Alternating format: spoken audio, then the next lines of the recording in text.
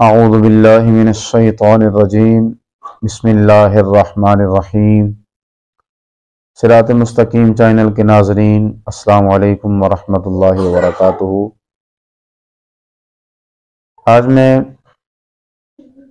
ایک ایسا ٹوٹکا عرض کرنے لگا ہوں۔ دیکھیں، اللہ تعالیٰ نے انسان کو جو چیز رب تعالیٰ نے عطا فرمائی ہے وہ اللہ کی ایک بہت بڑی نعمت ہے۔ یہ آنکھ اللہ نے عطا فرمائی ہے، یہ آنکھ جو اللہ نے نور عطا فرمایا ہے یہ بہت بڑی نعمت ہے۔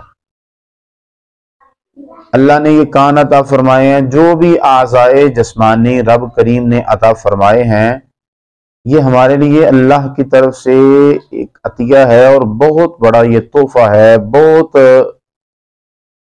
یہ کمال کے جو ہیں یہ اجزاء ہیں اللہ تعالیٰ نے اعضاء عطا فرمائے ہیں، ان کا مقابلہ جو ہے وہ نہیں کیا جا سکتا۔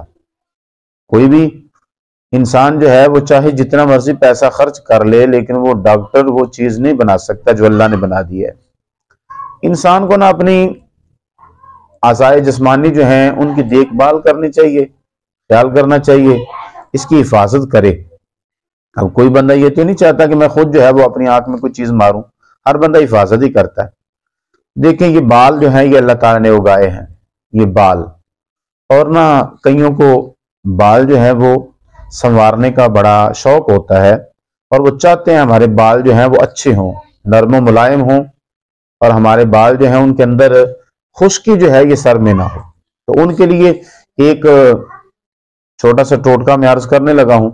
آپ نے کیا کرنا ہے، آپ نے زیتون کا تیل لینا ہے یا تلوں کا تیل لے لینا ہے، اس کو آپ نے نیم گرم کر لینا ہے۔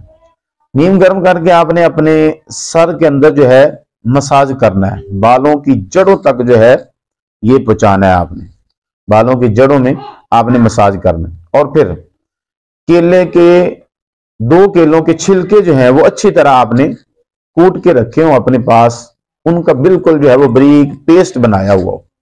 اب اس پیسٹ کو آپ نے بالوں کے اندر جو ہے وہ بھی لگا دینا ہے۔ اب تھوڑی دیر کے بعد کوئی آدھا گھنٹہ یہ لگا رہنے دیں، اور اس کے بعد آپ نیم گرم پانی کے ساتھ اس کو دھو لیں، بالوں کو آپ دھو لیں۔ انشاءاللہ الکریم یہ جو میں نے چیز عرض کر دی ہے اس سے آپ کے بالوں کی جو خشکی ہے وہ ختم ہو جائے گی، اور آپ کے جڑوں تک جو ہے یہ خشکی نہیں رہے گی انشاءاللہ الکریم، اور اس سے آپ کے بال جو ہیں وہ نرم و ملائم ہوں گے، اور آپ کے بال جو ہیں یہ اس سے بڑھیں گے بھی، اور آپ کو دماغی جو ہے وہ بھی راحت حاصل ہوگی۔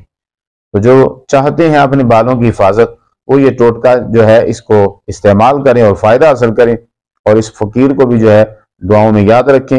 اللہ تعالی ہم سب کو ہر قسم کی موذی امراض سے نجات عطا فرمائے، آمین ثم آمین بجاہ النبی الکریم۔